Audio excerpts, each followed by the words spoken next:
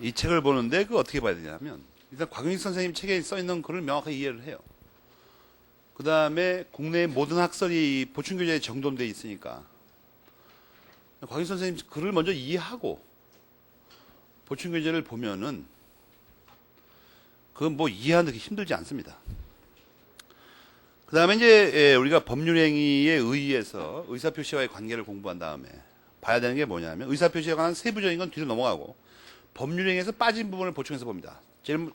그것 중에 이제 두 번째 걸로 198페이지 맨 밑에 보면 법률행위 요건이 나와요.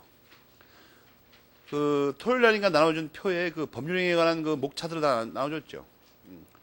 그것들 덧붙여서 써보라고 그러는데 써보는 거 안 써보는 걸 내가 모르겠다 이거예요. 하릴 때 하는 게 좋습니다. 그런 거 하고 나면 단전에 힘이 들어가요. 단전에. 그래서 몸에 막 법학의 기운이 돕니다. 그런 걸 막 두 달 이상 써본 사람들이 있죠. 그런 학생들을 기교에서 만나면 그 학생의 머리 위로 말이에요. 7개의 차크라가 빛난다 이거예요.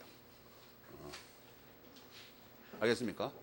안 써본 학생은 흐리무리 해가지고 인사를 해도 누군지 알아볼 수가 없어요.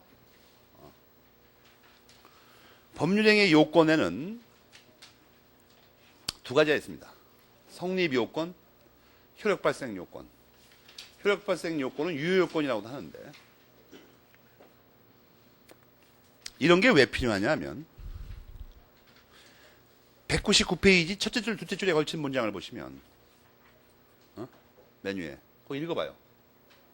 199페이지에 첫째 줄, 둘째 줄.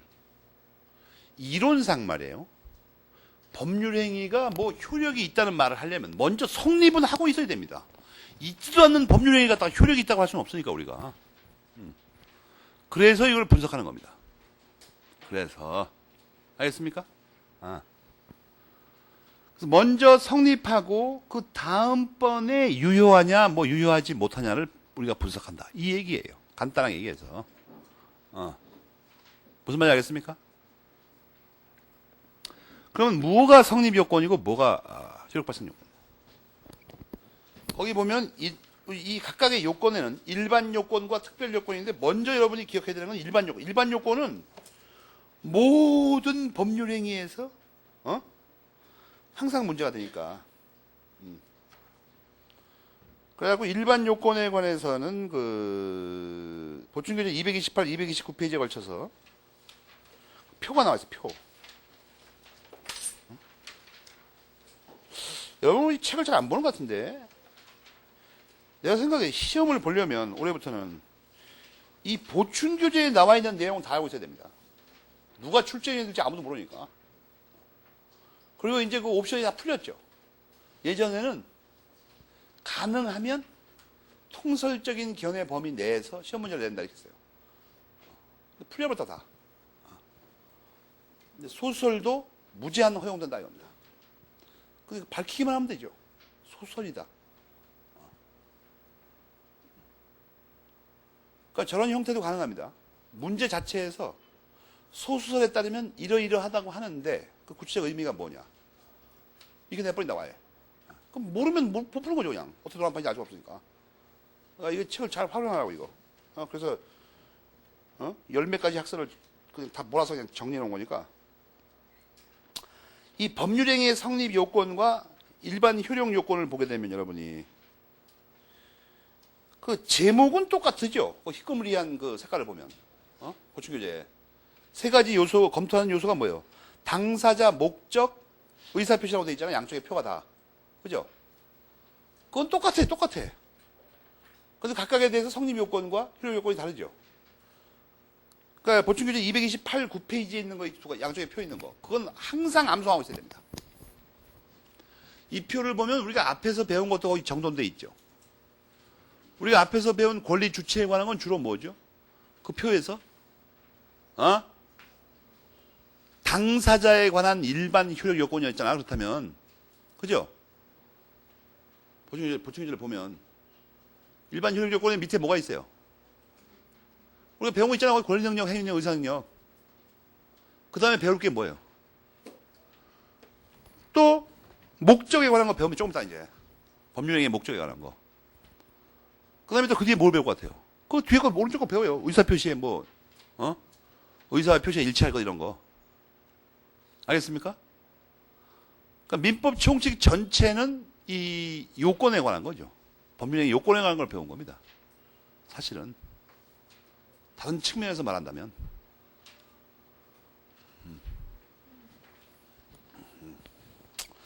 거기 이제 그 교과서를 그 표로 대체하겠습니다. 교과서 뭐 그 얘기 써 있으니까. 그리고 이제 그게 완전히 숙달이 되면 특별 성립 요건하고 특별 효력 발생 요건을 공부하라. 근데 그건 뭐 지금 사실 몰라도 되는 게 상소법까지 다 배우고 나면 저절로 알게 됩니다. 자세히 배우니까. 그럼 이제 그 다음엔 또 뭘 배우냐면 법률행위의 종류를 배워야 돼요. 교과서 200페이지에. 법률행위의 종류. 보충교재는 230페이지에 나와 있고. 법률행위 종류를 여러 가지로 나눌 수 있지만, 그, 법학 공부하는 학생 중에서 혼자 공부하거나 아니면 엉터리 책을 보는 학생 중에서 이 종류에 대해서 상당히 그 잘못된 생각을 갖고 있는 사람이 있어요. 종류.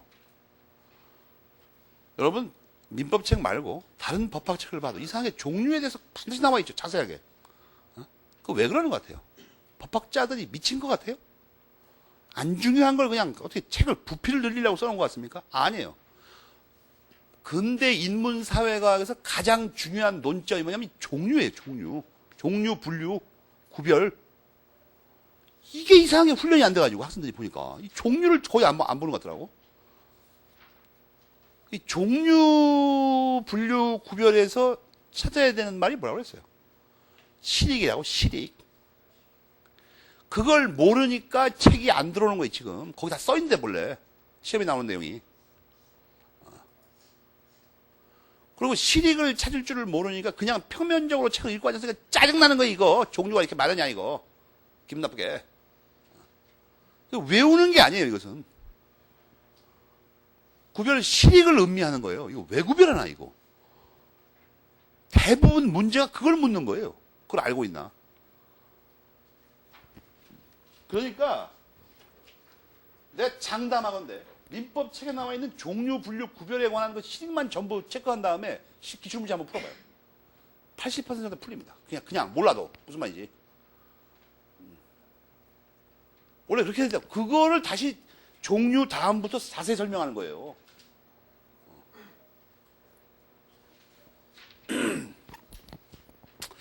이 종류 이런 것이 전공 학문 전에는 안 나오죠. 그럼 고등학교 교과서에 종류, 분류, 구별이 이렇게 안 나와요, 별로. 내 생각에 그것 때문에 안 보는 것 같더라고. 익숙하지 않으니까. 이런 건 뭔가 갑자기 또 이건. 그리고 그냥 직접 외울 생각을 하니까 종류가 너무 많으니까 외울 수 엄두가 안 나는 거야, 지금. 안 바빠요, 그러니까. 근데 원래 전공 학문이라는 것은 이것만 집중적으로 하는 거예요. 뭐가 있나, 여기.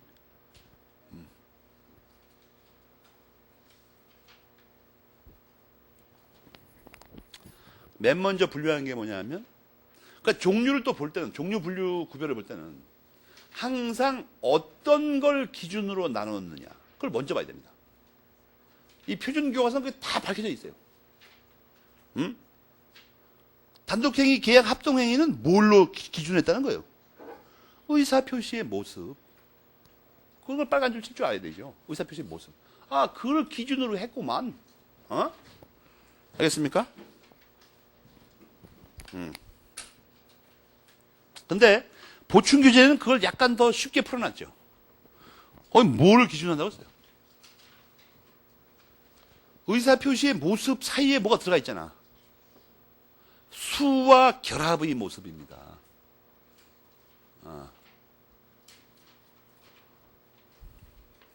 수와 결합의 모습이라고 써 있잖아.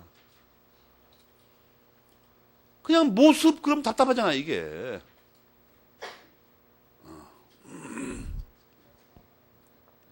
그리고 이거 활용하는 방법을 알려주면 곽인 선생님이 책을 강의를 듣고 완전히 이해한 다음에 전부 보충규제 쪽에 단권을 하세요. 그쪽이 더 유리할 테니까, 여러분한테.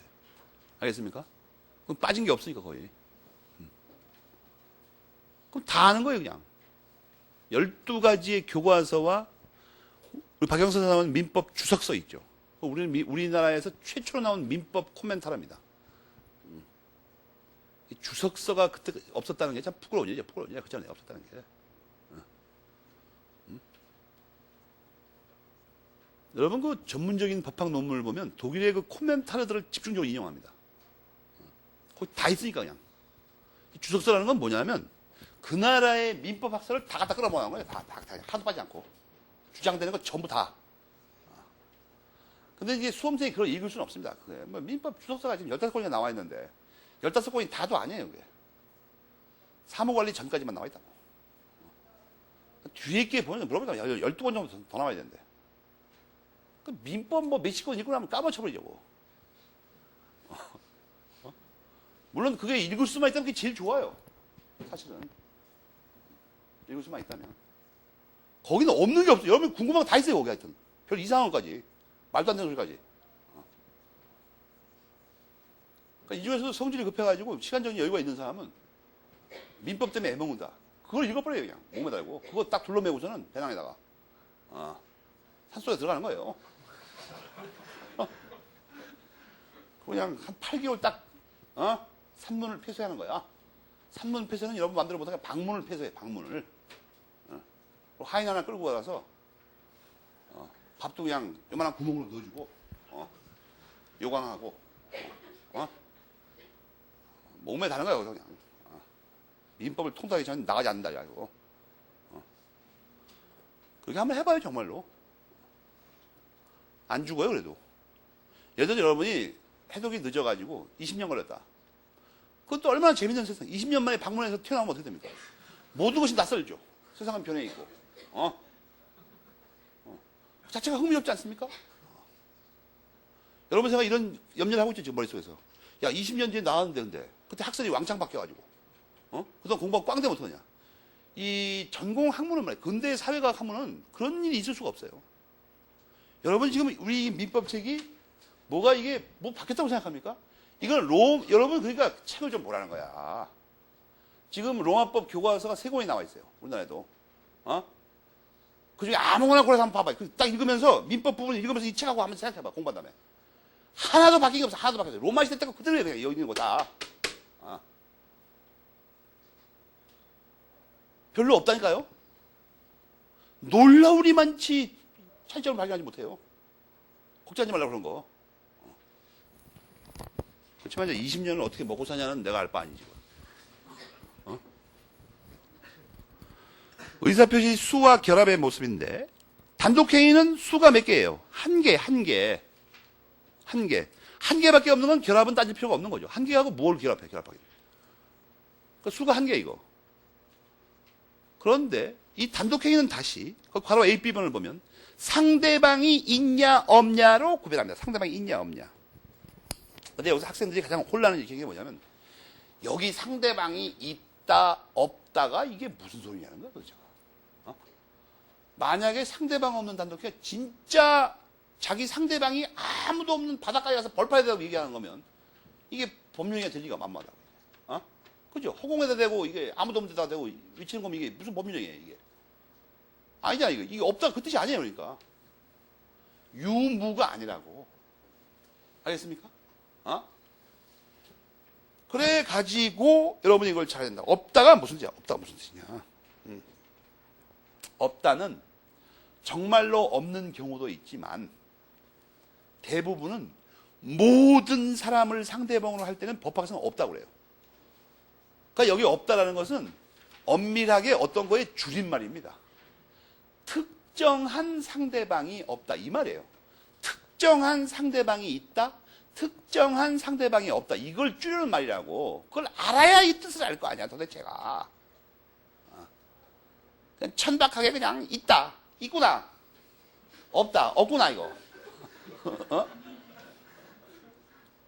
그런 말이 아니야 이거. 특정한 상대방이 있는 단독행위, 특정한 상대방이 없는 단독행위 이 말이에요 지금 이게.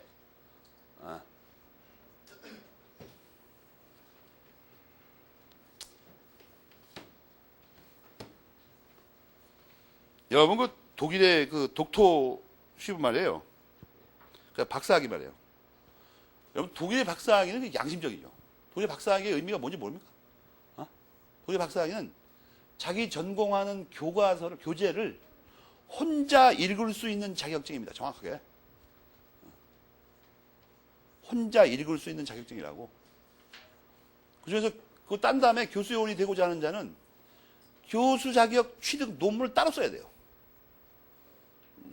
우리하고 다르다 그러니까. 우리나라 박사학위는 뭔지 알 수가 없죠. 어떤 용도로 쓰는 건지. 그럼 정확히 뭐예요? 그 의미가 뭐냐고. 모른다니까 아무도. 그냥 따는 거야 그냥. 뭐 하냐고 따는지를 몰라요. 그러니까 뭐 하는지 모르는 사람 많죠. 그렇잖아요. 뭐 박사학위 따는데 이상하게 집에서 있어 이상하게 왔다 갔다 하면서. 그러니까 의심스러워요. 뭐 하려고 하는지. 책이라도 혼자 읽든지 뭐 그래야 되는데. 응? 그러니까 이 혼자 책을 읽을 수 있다는 게 놀라운 재능입니다. 이게 사실은. 여러분이 강의 들어보면 알지만 이 곽윤직 선생님 책 갖다 혼자 읽을 수 있다는 놀라운 사건이라니까 이거. 정교하게 원래대로 읽을 수 있다는 게. 앞으로는 말이에요. 이 법학 아니더라도 여러분은 항상 그 점을 염두에 두세요. 그리고 또 국민학교, 중학교 때 소설책을 읽는 거하고 대학생이 소설책을 읽는 거하고는 분명히 다른 겁니다. 이게. 다른 거라고. 자기의 필터를 가지고 그 소설책에서 어떤 의미를 찾아내야 돼요. 그냥 이 여주인공이 너무나 가련하고 슬프다. 그 연속극 보는 거예요, 그건. 소설책을 읽는 게 아니고. 책을 읽는다는 것은 의미를 추론해내지 못할 거라면 그건 책을 읽는 게 아니라니까. 책 읽는다고 앉아있을 뿐이에요, 그냥 멍하니. 한글로 써있으니까 그냥 끝없이 읽는다. 감각적으로 그냥, 이 사람 너무 슬프다. 눈물이 쏟아진다. 여러분, 공부하는 사람이 책 보다가 눈물 흘리는 거 봤어요? 없어요, 그런 거. 왜? 의미를 파악하기 때문에, 지금. 그러니까 책을 읽을 줄 안다는 거에 목표를 두세요. 자기가 보는 표준 교재의 내용을 정확히 읽을 수 있고 모르는 말이 거의 없다. 그 시험에 어떻게 떨어지겠어? 근데 이상하게 사람들은 책도 못 읽는 주제에 뭘 대단한 걸 찾아 헤매고 다녀, 이상하게. 딴 데 어디 뭐가 없을까 해갖고. 여기 없는 게 뭐가 있어요, 여기. 그래갖고 상대방이 있다 없다를 먼저 이해한 다음에 상대방이 있는 단독행위는 거기 이해가 많이 나오죠. 이 상대방 없는 단독행위라는 말을 듣는 순간 예전에 배운 것 중에 하나 떠오르는 게 뭐예요? 아무것도 없어요? 여기다 권자를 붙이면 말이에요. 이게 형성권이 된다고. 거기다 붙여봐야 다. 동의권, 면제권, 상계권, 추인권, 취소권, 해제권, 해지권이 있죠. 이게 전부 다 형성권이에요. 전부 다. 계속 나와, 이제. 좀 있으면 계속 나온다고, 이제. 앞에서도 한두 개 나왔었고. 알겠습니까? 상대방이 있는 단독행위에다 권자 붙이면 형성권이 된다고. 그걸 먼저 떠올려야 돼요, 배우려면. 그 다음에 저기 있는 것만 있는 게 아니기 때문에 옛날부터 말해요.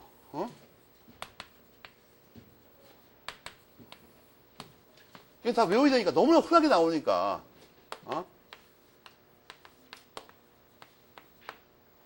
그리고 요 마지막 건 괄호를 칩니다. 이 학설이 갈려요. 상대방에 있는 단독행위는 곽윤식 선생님 학설인데 우리가 압도적인 다수설은 계약이라고 하기 때문에 현상광고. 이거 빼고 여기까지는 이설이 없어요.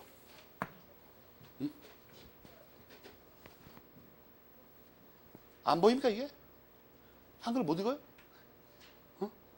이걸 딱 보고서는 교과서에 보면 일부는 추출해낼 수 있죠. 이게 뭔지. 저런 건 외우고 있다가 반사적으로 시험 문제 풀 때 떠올려야 됩니다.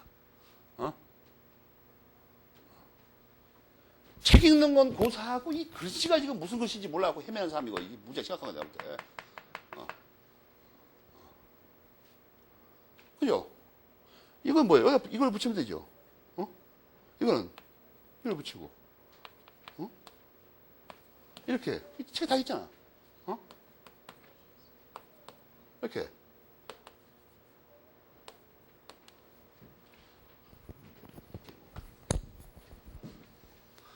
그래가지고 이 뭔가를 아는 것도 있지만 이게 목표가 아니에요. 목표가 아니야. 이 교과서 괄호 A번에서 가장 중요한 단어가 뭐죠? 그 밑에 거와의 대비입니다. 도달, 곧 이거예요. 궁극적으로 하려고 하는 건. 도달, 곧. 있으면 곧. 도달. 차이점이 그거죠. 상대방이 있는 단독행위는 어때요? 효력 발생하려면 도달해야 돼. 상대방 없는 단독행위는. 저런 게 있기만 하면 곧 발생해요. 효력이. 그것을 써있잖아요. 이렇게 대비해서. 대비하라니까. 정말 논점은 그거예요. 온라인 좀 프린트에도 나와 있죠. 의사표시 효력 발생 시기.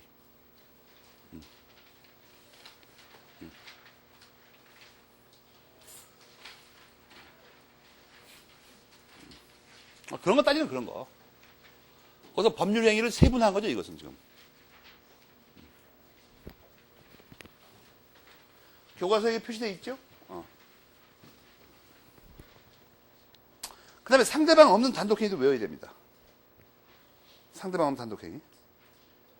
근데 나중에 물권법에서 정확하게 배우겠지만, 여기서 그 광준 선생님은 세 개를 들고 있죠. 유언, 재단법인 설립행. 여러분, 재단법인 설립행위의 법적 성질은 앞에서 배웠죠. 상대방 없는 단독행위라고. 그죠? 사단법인 설립행위는 뭐야?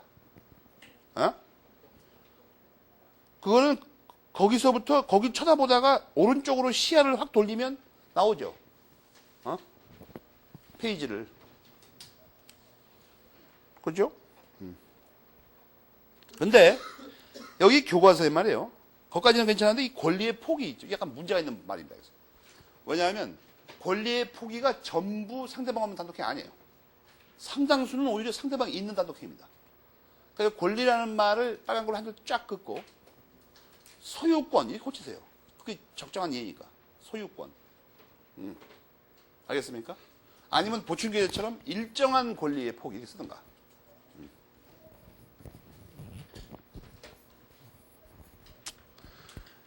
근데 아까 효력 발생에서 차이가 있다고 배웠죠. 우리 첫 번째 차이점이 위아래가.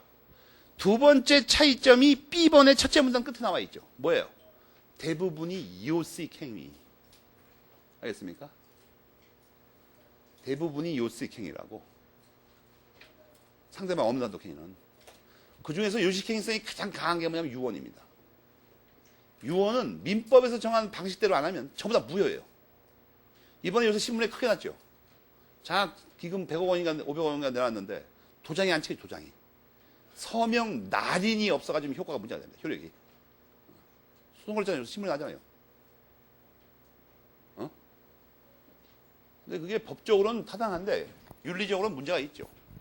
후손들이 말이에요. 자기 조상이 장학 재단에다 기부한다고 죽었으면 갖다 줄 일이지. 도장이 안 찍혔다고 해가지고 그걸 무효라고 지네가 받겠다는 건 웃기는 얘기 아니에요. 아무리 생각해도.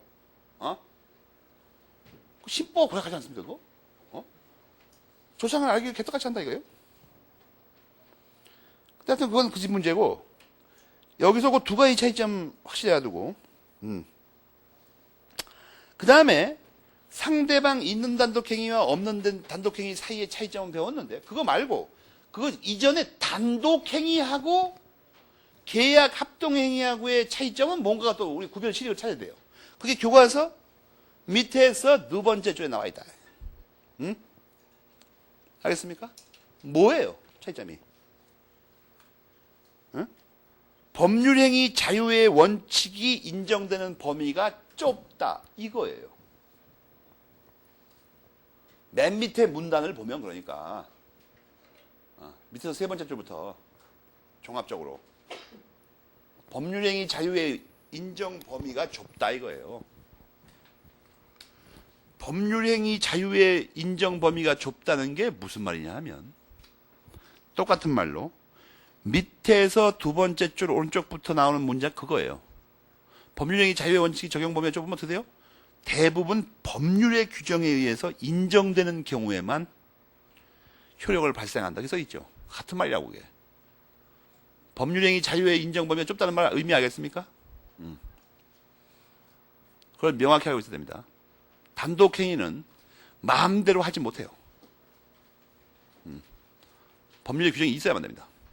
그게 구별 시득이죠. 그 이유까지 나와 있죠. 그 다음에 이제 두 번째로 계약을 보면 계약은 몇 개의 의사표시? 두 개의 의사표시 쌓아야 돼요. 알겠습니까? 그 다음에 결합의 모습은 뭐예요? 대립입니다. 대립. 두 개의 의사표시가 대립하여 결합한 게 계약입니다. 두 개하고 대립만 찾으면 돼요. 원래 대립이라는 말에는 두 개라는 게 포함되어 있죠. 대립이라는 말 자체는. 그렇지 않습니까? 그런데 여기서는 그거를 안 다음에 더 중요한 게 뭐냐면 계약에는 크게 두 가지가 있다는 두 가지. 뭐예요? 광의의 계약, 협의의 계약이 있다고. 넓은 의미의 계약, 좁은 의미의 계약. 거기 잘 읽어보면 좁은 의미의 계약은 채권 계약뿐이다. 이런 말이 보이죠. 채권 계약만 좁은 의미의 계약이라고 합니다. 그리고 채권 계약 말고 딴 계약은 다 두리뭉실을 포함해서 광의의 계약에 포함시킵니다. 알겠습니까? 여기서는 안 나왔는데 원래 채권법에 나오는데 이게 이 광의와 협의를 구별하는 실익은 뭐냐면 채권 계약은 민법에 규정이 나와 있는데 어떤 효력이나 뭐 발생 이런 거 자세하게 이 광의의 계약들에 대해서는 안 나와 있어요. 그걸로 구별한 겁니다. 두 번째도 여러분 알게 용어상으로도 구별한다고 작은 글씨에 써 있죠. 채권 계약만 계약이라고 합니다. 나머지는 뭐라고 불러요? 합의라고 부릅니다.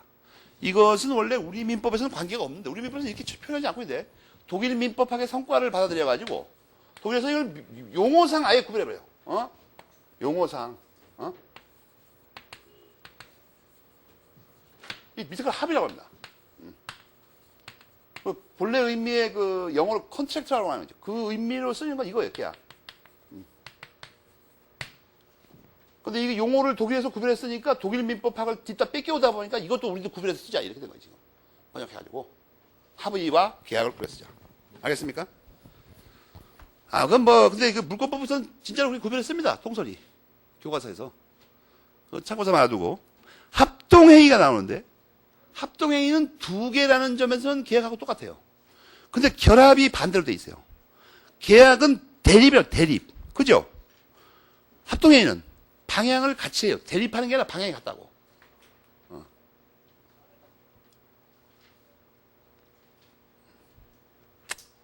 합동행위의 예는 현재 하나밖에 없어요. 사단법인 설립행위.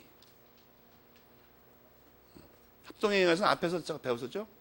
쿤처 선생님이 만든 거라고 1892년에. 그런데 거기 맨 밑에 문단에 있듯이 현재 이 합동행위라는 개념 자체가 필요 없다는 설이 등장한다. 그러나 아직은 통속이 인정해요. 그런 말이에요. 통설이 인정한다. 그건 실력이 안 돼요. 통설은 이걸 없애자는 학설주의인데 뭐 때문에 인정하냐는 문제지, 뭐 때문에. 그게 그 다음 페이지 세 줄까지 읽어가지고 구별 실익을 찾아봐야 나름대로. 맨 밑에부터 읽어가지고. 통설은 이걸 왜 인정하자고 하나, 이상하다 이거. 수상쩍지 않습니까?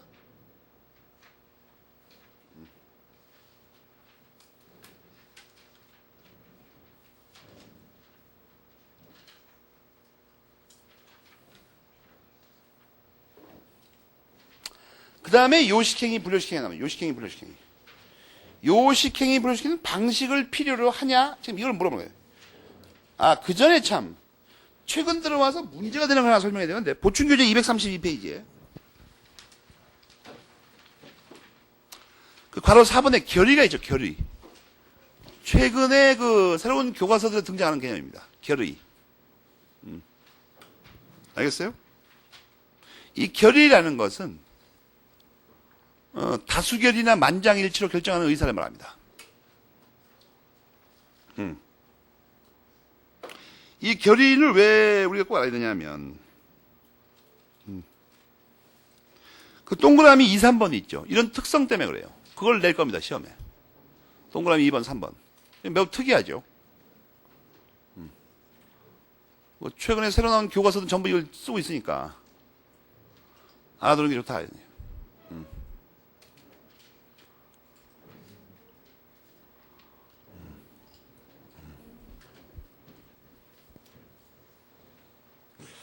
무슨 목성가는 우주선 탔을 때 나는 소리가 들려, 여기서. 그 다음에, 그거 결을 좀 하나 두고, 요식행위, 불요식행위는 말이에요. 먼저 여러분이 알아야 되는 게 요식이 무슨 말이냐는 거예요. 보충교재의 그 233페이지 동그라미 1번을 보면 방식 요구라는 말을 줄인 말입니다. 알겠습니까? 그럼 금방 내용이 이해가 되죠. 요식, 분류식. 방식이 필요하냐 안 하냐 이거예요. 근데 이렇게만 말하면 여러분이 모르니까.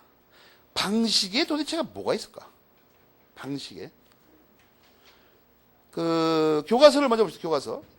교과서로.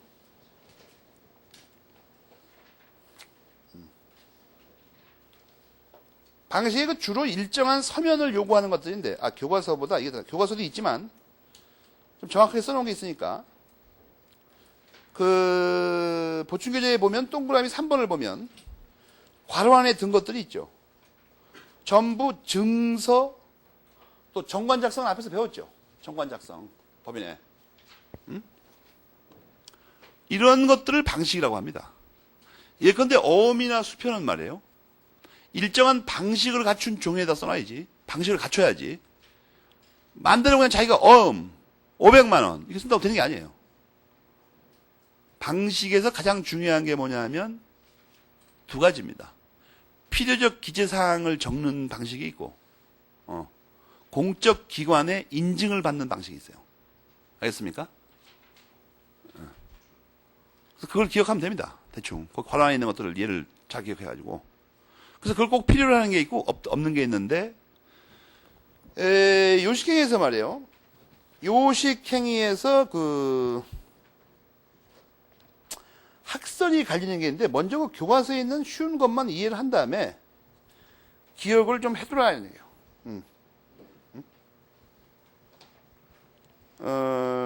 그리고 그 보충교재에서는 맨 밑에 그 동그라미 5번이 있죠. 동그라미 5번. 그 내용을 좀 기억해두고.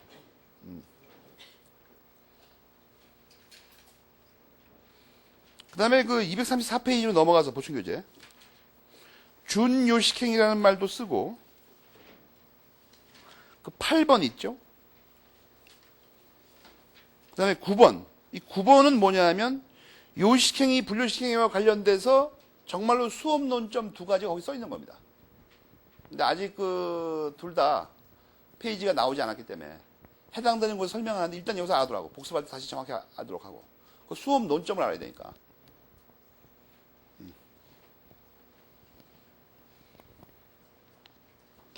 그 다음에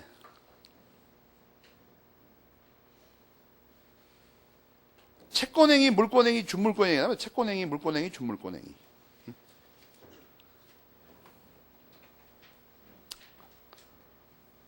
채권행위, 물권행위, 준물권행위에서 이게 학생들이 잘못 읽어갖고 헛갈리는 게 많은데 여러분이 말이에요.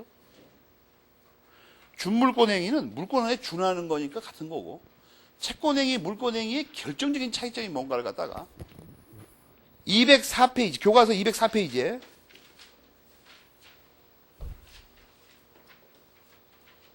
채권행위, 물권행위를 그 첫 줄만 비교해가지고 결정적인 차이점이 뭐 같아요, 여러분? 각각 첫 줄만 비교해 볼 때 금방 드러나죠. 채권행위, 물권행위 설명하는 거 첫 줄만 비교하면 뭐가 드러나요? 네. 발생과 변동이라는 게 표현되죠. 그러니까 채권행위는 세 가지 중에 한 가지밖에 못하는 행위고 물권행위는 세 가지를 다 하는 행위라는 뜻이죠. 이 결정적인 차이점이에요.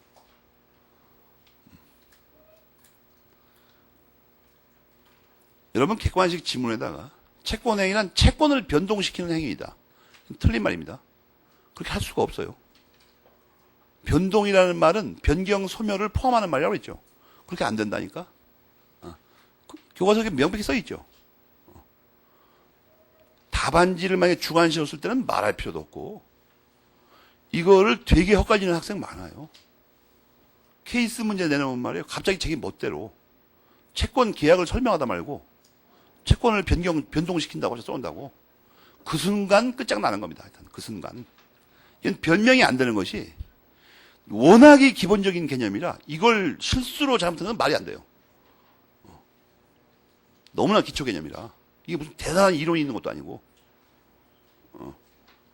채권이라는 건 뭐예요? 발생밖에 못 시킵니다. 물권행위는. 물권행위가 준물권이 어때요? 발생, 변경, 소멸을 다 시킨다고 써있잖아, 교과서에. 그러니까 이건 한글을 못 읽는 학생도 두 가지를 비교할 수 있죠. 여기는 뭐 두 개 더 들어갔네? 밑에는. 그러니까 법학은 제대로 된 책을 잡으면 글을 못 읽어도 상관없어요. 그냥도 알 수 있어, 그냥도. 같은 거가 여긴 하나 있는데 여긴 두 개가 더 붙었네. 그렇게만 해도 된다고. 그러니까 이 구조와 형태에 관심을 가지라고. 이 우리나라에 수입된 법학만 이렇습니다. 이 개념 법학, 해석 법학은 말이에요. 여러분 김일수 선생님의 형법학 방법론이란 요새 근데 안 보이는데 절판됐는지. 거기 보면 그 클라우스 록신 선생이 법학 방법론을 쓴 거 나와요. 거기 보면 유명한 말이 나옵니다. 이 현재의 그 수준에서의 법학은 전부 개념의 건축술이라고 그래요. 개념의 건축술. 응? 아르스트 베그리프라고 해가지고 이게 개념, 법률 개념이 있죠. 법률 개념을 피라미드처럼 이렇게 쌓는 거예요. 이렇게, 응? 이렇게 개념들을, 응? 또 이걸 계속 이렇게 여기서 풀어서 피라미드처럼, 응? 개념의 건축술에 불과하다고. 그래가지고 이 법학의 표준 그 기본 체계는 글을 잘 못 읽어도 알 수 있게 돼 있어요. 딱 보면 차이가 눈으로 차이가 나버려요. 시각적으로 절묘하지 않습니까? 이거 위아래 딱 보면 차이 나는구나 이거. 그런데 발생만 시키니까 이걸 변화시키고 소멸시키다 이게 못한다는 게 무슨 말이냐면 처분을 못 시킨다는 거예요. 변경 소멸이 안 된다는 것은. 발생만 시키는 건 뭐예요? 어떤 의무만 부담시킬 뿐이지 그걸 이행할 방법이 없다는 거예요. 그래서 여러분이 그 로마자 1번 어디선가 보면 의무 부담행위라는 말이 나옵니다. 근데 이거는 일본에서 번역하면 너무 어려워요. 이렇게 복잡하게 알려줬어. 의무 부담행위에 줄치고 약속행위라고 쓰세요. 그냥. 의무 부담행위라는 게 약속만 하는 걸 말하는 거예요. 약속만. 알겠습니까? 약속만.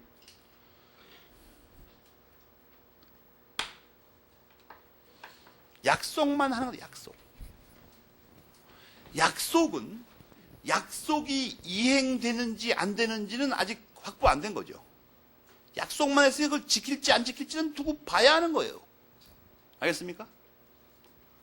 물권행위를 여러분이 보면 물권행위 처분행위라고 써있죠. 어디선가 응? 근데 물권행위 쪽에도 안 써놓고 그 위에 채권행위 쪽에다가 끝에 부분에 써놨네. 대비해서. 그죠? 처분행위. 처분행위는 또 여러분이 어렵죠. 일단 의미상으로는 뭐예요? 약속 이행 행위예요. 알겠습니까? 그 채권행위 뭐예요? 약속만 하는 거예요. 물권행위는 그 약속을 이행하는 행위라고. 그럼 직관적으로 들어오지 않습니까? 뭔 말인가 이게? 그래가지고 이걸 왜 구별하냐면 약속은 무제한하게 할 수 있다는 게 유럽의 나쁜 놈들의 그 생각입니다. 동양에서는 그렇게 안 가르쳐요. 약속은 동양에서는 어릴 때부터 어떻게 합니까? 사람은 약속을 하면 죽을 힘을 다해 목숨을 걸고 지켜야 된다고 가르칩니다. 서양 놈들은 되게 웃기게 가르쳐요. 약속은 얼마든지 할 수 있다는 거예요. 안 지켜도 괜찮으니까. 무제한하게 그냥. 채권행위는 뭐든지 할 수 있다는 겁니다. 그러니까. 뭐든지 할 수 있다. 심지어 373조를 보시면 뭐 재산 거래하는데 재산적 가치가 없어도 막 채권의 목적으로 할 수 있다고 써놨어. 거다가 이 무식한 놈들이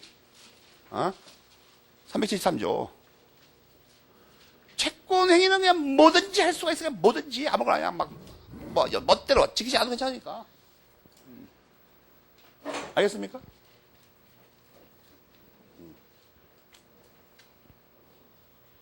물권 행위는 그걸 이행하는 행위입니다. 그래가지고 여러분 교과서 잘 보면 기껏 한다는 소리가 채권 행위하고 물권 행위, 즉 의무 부담 행위하고 처분 행위 차이점이 뭐냐고 그러는데 이행의 문제를 남기냐 뭐 이렇게 써놨죠. 근데 아까 내가 한 설명대로 하면 당연한 얘기죠. 채권 행위는 약속 행위고 물권 행위는 이행 행위면 채권행위는 이행이 안 됐으니까 이행의 문제가 남고, 물권행위는 이행했는데 뭘 또 이행해 자꾸. 그러니까 이행의 문제가 남지 않아요. 그건 당연한 얘기. 물권행위는 이행행위라고 하잖아요. 약속 이행행위. 이행했는데 뭘 또 이행해, 다시. 무슨 말 알겠습니까? 그러니까 그런 걸 시험 문제 내고 앉았다고. 당연한 말 갖다가. 그거 더 한심한 건 뭐예요? 당연한 문제를 냈더니 틀린다, 이거 이상하게. 자꾸만 내요, 자꾸만. 재미 붙여가지고. 이게 뭘 의미합니까? 수험생을 깔보는 겁니다. 깔보는 거예요, 그거. 되게 웃기는 말 내도 자꾸 틀린다, 이거예요, 이상하게. 어떤 학생 중에서는 그 틀리는 핑계를 뭐라고 되냐면, 너무 당연한 말이라 함정이 있는 줄 알고 딴 거 골랐다는 거예요. 미친놈이죠, 그거. 맨 동네 어떤 사기꾼 동네 사는 모양이야. 뭐 무슨 함정이 있지 않을까 이거. 말 같은 소리 해야 원 이거. 대구를 할 거 아니야 이거. 별 희한한 그 변명을 다 준비하고 있어 내가. 그런데 여기까지 개념 파악을 정확히 했으면 말이야. 문제가 되는 게 뭐냐면 이 민법 파괴에서 정말 그 시험에 빠지지 않고 나오고 페이지마다 나오는 내용이 뭐냐면 처분행위입니다. 처분행위. 이 처분행위 모르고서는 이 민법을 공부할 수 없어요, 우리가. 보충교재를 보면 말이에요. 234페이지 보면 웬 표가 또 있어요. 처분행위. 처분행위는 두 가지가 있어요. 사실적 처분행위, 법률적 처분행위. 그 표도 중요하지만 사실적 처분행위는 거기 써 있죠. 파괴, 소비, 손상, 멸실 이런 거예요. 밥을 먹는 게 사실상 처분행위입니다. 먹어버리는 거. 파괴면 멸실이죠. 알겠어요? 그리고 뭐 장난감을 주먹으로 때려 부셔버렸어요. 사실상 처분행위라니까? 파괴하는 거. 우리 일상생활 사실상 처분행위 엄청나게 많이 하죠. 그것도 알아야 되고 또 하나 중요한 게 법률상 처분행위를 우리가 알아야 됩니다. 법률상 처분행위 모르는 자들 말이에요. 이건 공부를 안 하겠다고 단정을 한 거죠 지금. 응? 거기 표 밑에 나와 있죠. 표 밑에. 그거 몇 가지예요? 몇 가지야 이거? 8가지. 그죠? 8가지. 그죠? 8가지. 법률상 처분행위 8가지 모르는 자는 내 강의실에 들어오지 말아요. 내일부터. 알겠습니까? 목숨 걸고 외워야 됩니다. 그거 몰라가지고 그냥 책 읽을 때마다 무슨 말인지 모르는 거야, 이제. 그 다음에 그 8가지를 또 일부는 분류도 해놨죠. 그 준물권행위, 물권행위 이렇게. 그 다음 페이지 첫 줄에. 지금 인간의 탈을 쓰고는 반드시 알아야 되는 내용이 몇 가지 있죠. 형성권의 6가지 기능. 그죠? 첫날 나눠준 표는 말할 것도 없고. 그렇지 않습니까? 또 뭐가 있어요? 복습을 해야 알지도 뭐가 있는지 없는지도 모르죠, 이제. 막 시간이 흘러가지고. 뭐가 문제가 되는지 모르나, 이제. 오늘 배운 것 중에 하나 있죠. 성립요건, 효력 발생 요건은 무조건 알고 있어야 됩니다. 그 다음에 지금 배운 거 이거. 법률상 처분행위 말이에요. 8가지. 이런 거 모르면 민법을 공부할 수가 없어요. 기본이 안 돼 있어가지고. 이상하게 막, 누가 뭐, 이렇게, 요즘 말이 비슷하게 깡패가 갑자기 지나가다가 시비 걸고는 나를 이렇게 말하면 자기도 모르게 처분이 8가지가 떠올라야 돼요. 알겠습니까?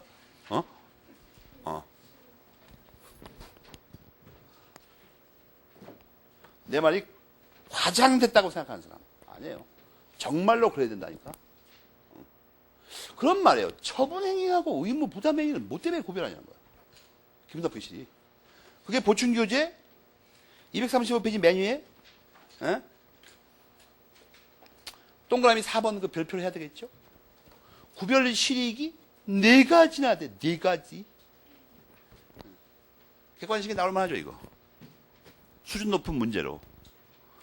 이게 우리나라에서는 수준 높은 문제. 이건 독일이나 일본에서는 말이야. 기초문제다, 기초문제. 워낙 중요한 구별이니까. 처분행위, 의무부담행위. 우리가 말이에요. 물권법 전체에서 물권행위만 배우면 딥다. 채권법 전체에서 채권행위만 배울 거예요. 무진장 중요하다고 이게. 그 다음에 출연행위까지 말씀드립니다. 출연행위, 비출연행위 나와요. 출연행위, 비출연행위. 이 출연은 앞에서 잠깐 배운 적이 있었죠. 출연 재산의 재단법인 귀속시기 배울 때. 출연의 뜻이 뭐라고 그랬죠? 거기 깨알 같은 글씨 써 있죠? 응? 자기 재산 감소, 타인 재산 증가입니다. 내 주머니에서 빼가지고 남을 이렇게 주머니를 불리는 거예요. 이게 민법상의 출연이에요. 여러분들 도적법상의 출연이 뭐라고 했어요? 타인 재산의 감소, 내 재산의 증가. 이렇게 말이죠. 그건 도적 같은 출연행위를 기억하고 있으면 안 돼요. 민법상의 출연행위 정확히 알아두고. 그런데 말이에요.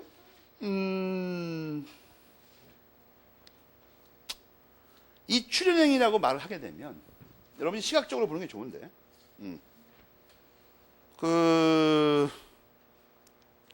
235페이지 보충규제 그 출연행위 분류가 나와 있죠. 출연행위 분류.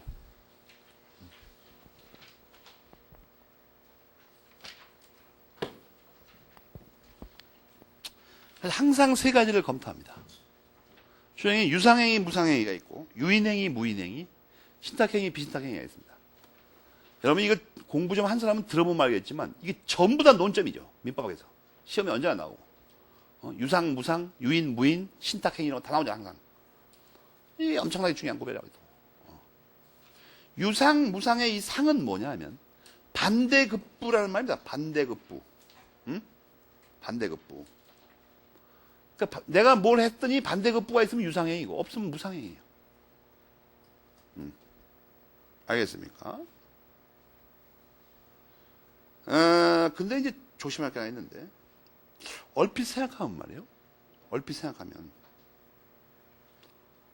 반대급부가 있으려면 단독행위는 안 되는 것 같지 않습니까? 단독행위는. 그렇지 않다는 거예요. 여러분 그 보충교재 236페이지 위에 동그라미 3번 있죠?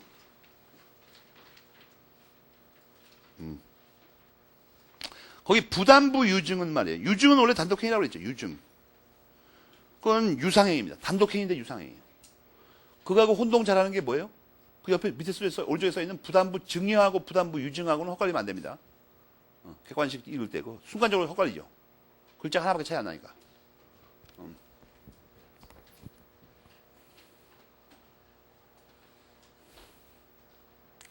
유상행위, 무상행위 구별 실익은 그 밑에 동그라미 4번에 써 있죠.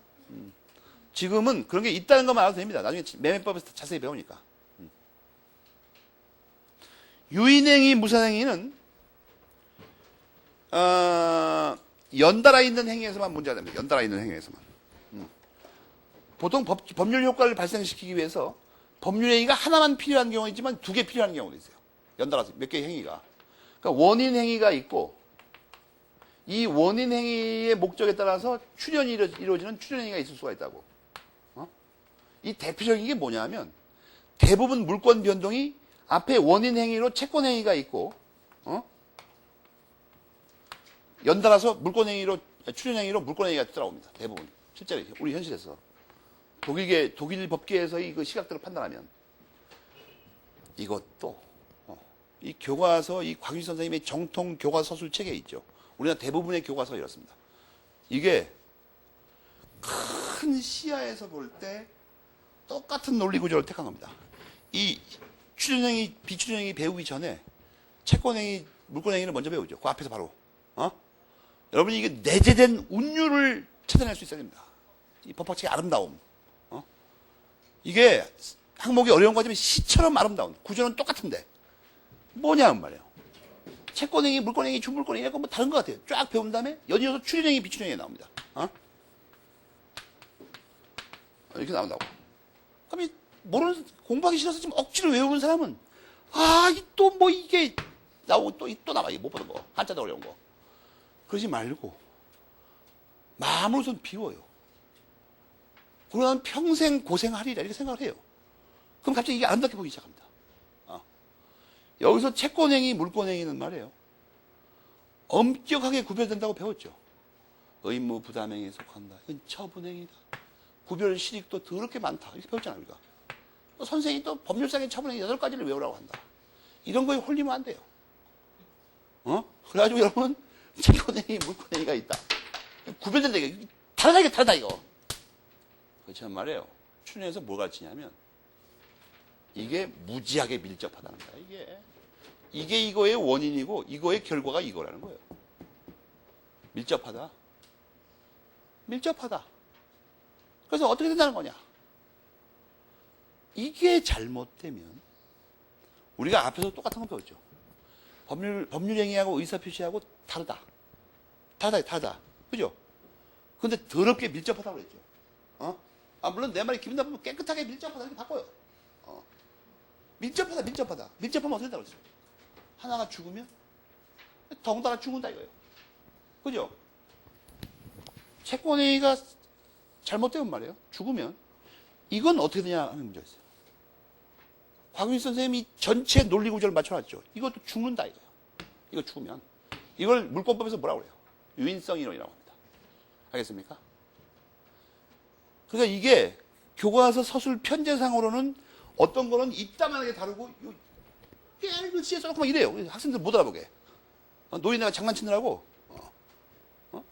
채권행위, 물권행위는 막 이따라고 설명을 해.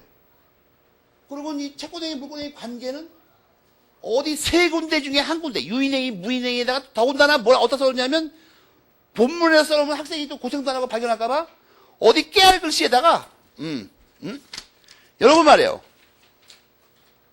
206페이지 두 번째 줄 깨알 글씨를 봐봐.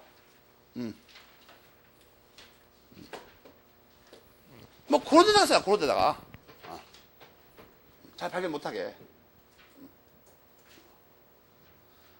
여러분 이게 여기서 깨알 글씨에 써있지만 이게 물권법 교과서를 여러분 집에 가서 찾아봐요.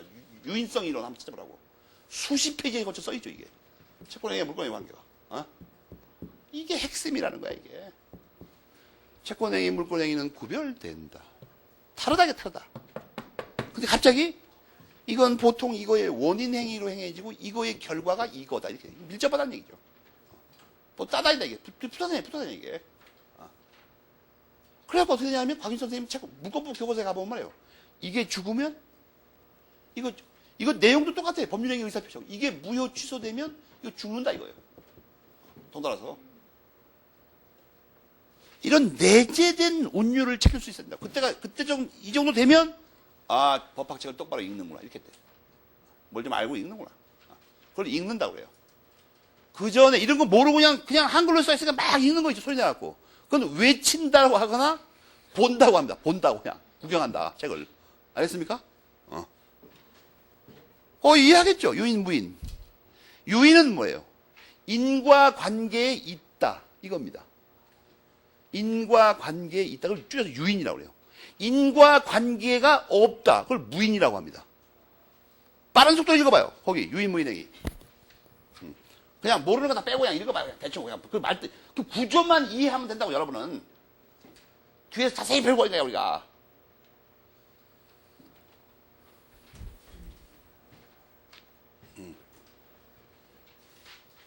근데 이게 여기 행위를 다 해야 되는데 이거. 그 다음에 신탁행위, 비신탁행위 나오는데 이건 되게 어려워요. 그렇지만 이걸 또 요령 있게 설명을 해야 되겠죠. 신탁행위, 비신탁행위를 보게 되면 이 신탁행위가 두 가지가 있다. 두 가지. 엄밀하게 세 가지가 있어요. 여러분이 보충교재 237페이지 보면 은하계 이거 하나밖에 없는 표야 이거. 내가 아무리 봐도 딴 데서 발견할 수가 없으니까. 237페이지. 신탁자 들어가는 거 세 가지. 지금 여기서 우리가 배워야 되는 건 출연행위로 배워야 되는 건 가운데 있는 겁니다. 민법 확상의 신탁행위. 알겠습니까? 그런데 그래서 그 교과서 206페이지 맨 밑에가 민법 확상의 신탁행위가 나오죠. 그건 뭐냐는 거야. 근데 그걸 보려고 그러다 보니까 그 개념을 한번 여러분 봐봐. 문장이 어디서 끝나요 이게? 개념 정의가, 의의가. 이게 5줄이야, 5줄. 의의가. 복잡하기 싫이. 이거 비유를 해서 예를 들어줄게. 비유. 이해하기 좋게. 먼저 그 교과서의 의의를 한번 읽어봐요. 몰라도 그러니까 쭉 한번 무슨 소리인가 저게 도대체가. 저희 참 이해하기 어려운 말이죠. 이게. 어?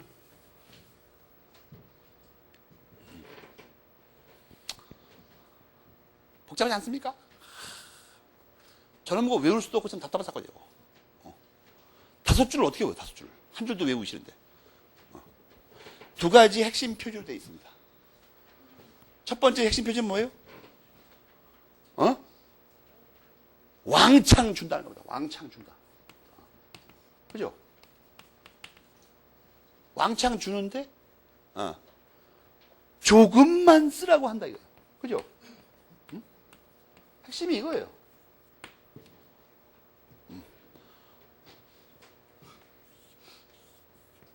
어떤 게 집에 이렇게 대문이 있어요. 담벼락이 쫙 있고, 대문이 쫙 있다. 여기서 지금 툇마루에서 이 집 주인 영감탱이가 따자자고 있어요. 돌쇠는 졸면서 뙤약볕 아래에서 빗자루질 하고 있어요. 돌쇠가 빗자루 들고, 주인 영감탱이는 여기서 잠자고 있고, 다리를 꼬고 이렇게.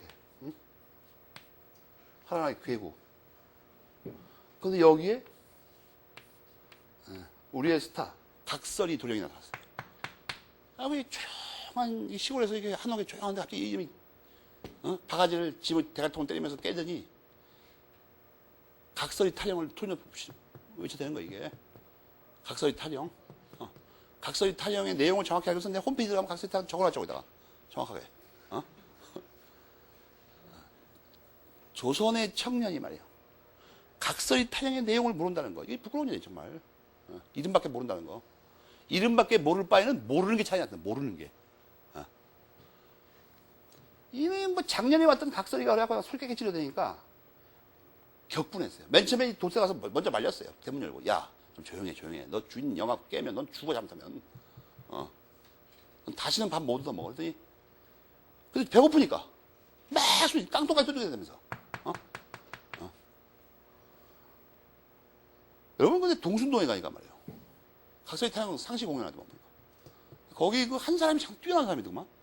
뭐가 뛰어나냐 하면, 각설이 타령이 정말로 부르기 어렵습니다. 왜냐하면, 거기 넘어가는 부분이 있어요. 그 목을 특별히 훈련시키지 않으면 안 나와요, 소리가. 절묘하게 넘어갑니다, 절묘하게. 사람이 저절로 그 연구를 보고 있으면 배가 고파, 막. 근데 막 소리 지르다니까 드디어 깼어, 이 사람이. 깼어. 열받아가지고. 뭐야? 쟤 또 왔는데요. 대문을 확 열고, 너 일로 와봐. 갖고, 돌쇠야, 너 지금 배고프다는 거지? 뭐 밥이나 뭐 쌀 있으면 조금만 주세요. 했다고. 좋아, 너 배고프다는 거지, 지금? 너 몇 개 굶었어? 하루 온종일 굶었어요. 밥 한 개만 주세요. 야, 돌쇠야, 너 쌀 창고에 가서 말이야, 쌀 한 가마 갖고 와. 이런 거야. 돌쇠가 막 끼끼대 갖고 왔어요. 얘는 꿈에 부풀었죠. 이야, 쌀 한 가마? 이게 살다 보니까 이런 노랑이 영감도 이 거지한테 쌀 한 가마를 주는 때가 있구나, 이거. 이야, 이제 나도 팔자가 피나 보다. 꿈에 부풀어서 막 얼굴에 화기가 돌아요. 생기가 돈다고. 돌쇠가 끼기도 들고 왔어요. 그랬더니, 그래도 이 사람 거지가 불안하죠. 쌀을 갖고 오라고만 하고, 구경만 해. 이렇게 하면 짜증나잖아, 이거. 그 조마조마한 파인데 갑자기 주인이 뭐라고 하냐면, 이거 들고 가. 이러는 거예요. 너 가져, 이거. 거지는 거의 그 감동이 막, 단전 깊숙한 곳으로부터 어떤 그 감동이 치밀어 올라오죠. 그래갖고 막 금방 굶어서 못 간다는 놈이 쌀을 번쩍 드는 거예요. 어깨에다 둘러매고. 믿을 수 없을 정도로 힘을 발휘해가지고. 그리고 막 거지가 돌아서는 순간 뒤에서 주인이 뭐라고 그랬어요. 야, 근데 한 끼만 해먹어. 그게 신탁행위예요. 알겠습니까? 다시 한번 읽어봐요, 의의를. 죽이는 쌀을 한 가마 주면서 딱 한 끼만 해먹을 의무를 부담시키는 걸 갖다가 신탁행위라고 한다고. 무슨 말인지 알겠습니까? 책에 이렇게 써있죠. 책에. 그러면 이따오 짓거리를 왜 하냐는 문제가 있죠. 이렇게 하면 어떻게 하냐. 쌀을 분명히 거지한테 줬습니다. 그러니까 저 사정을 잘 모르는 외부 사람이 볼 때는 그 쌀이 누구 거예요? 거지 거예요. 거지 거. 거지가 다 밥해 먹을 수도 없고 그래서 주인 이제 들고 이제 자기 소굴로 간 다음에 가만 생각해보니까 쌀만 먹으면 될 게 아니라 옷도 좀 입어야 돼. 옷도. 속옷을 빤 지가 벌써 한 달이 넘었어요. 청계천 냄새가 나요. 그래서 쌀 반 가마를 갖다가 딴 데 팔았어요. 이때 이거 산 사람이 있죠. 산 사람이 볼 때는 이 쌀이 분명히 거짓 거죠. 아무리 봐도. 일단 줬으니까 분명히. 그 산 사람이 쌀 반가마 샀을 때는 정상적으로 삼게 된다는 거예요. 그러나 이 거지는 뭘 위반하고 있죠? 내부적인 관계에서 저 영감탱이하고의 그 의무를 위반하고 있죠. 한 끼만 해먹으라고 하잖아. 한 끼만. 한 끼가 한 공기 아니야. 1인분이. 그리고 이게 제3자 보호 문제가 걸렸어요. 제3자 문제가. 왜냐면 겉으로 볼 때는 이게 분명히 죽인 준 거예요. 분명히. 그러니까 이 사람이 처분권을 가지고 팔아먹으면 산 사람은 유효합니다. 근데 내부적으로 어떻게 돼요? 그 원래 준 사람하고 약속을 위반했잖아 지금. 한 끼만 해먹으라는데 반가마를 팔아먹어버렸으니. 무슨 말이 됐습니까? 이게 그래서 이 신탁행위가 민법학상의 신탁행위가 우리 재산법에서 무지하게 중요한 역할을 합니다. 이거 특히 뒤에 양도담보를 설명한다든지 이런 거 할 때 매우 중요하다고. 그래가지고 이게 여러분 보면 뭐가 나오냐면 207페이지에 보면 교과서 두 가지에 써먹는다고 돼 있죠. 두 가지에 써먹는다. 어디다 써먹어요? 양도, 동산양도. 왜 동산양도담보하고 왜 썼냐면 부동산 양도담보는 가등담보 등에 관한 법률이 따로 있으니까 놔두고 동산 양도담보하고 또 하나 뭐예요? 추심을 위한 채권 양도에서 이게 결정적인 역할을 한다는 거예요. 추심을 위한 채권 양도. 번호 매겨가지고 번호. 벌써 신탁행위 나오면 자기도 모르게 동산 양도담보하고 추심을 위한 채권 양도가 갑자기 떠올라야 된다고 갑자기. 거지 사례와 함께.